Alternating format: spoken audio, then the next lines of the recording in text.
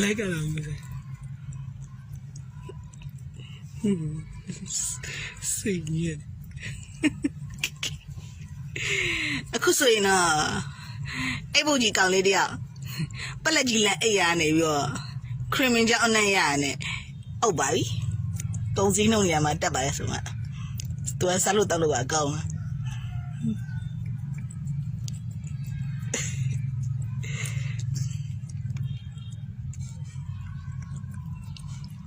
အမလေးအောက်ကြလို့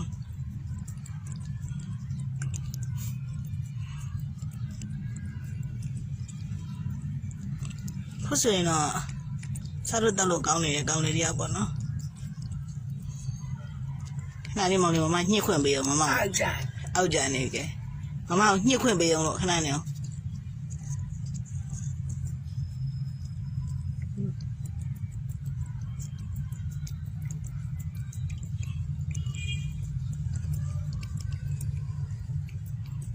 ခုဆိုရင်စိန်ကြနဲ့စားနေပေါ့နော်အမလေးယူရ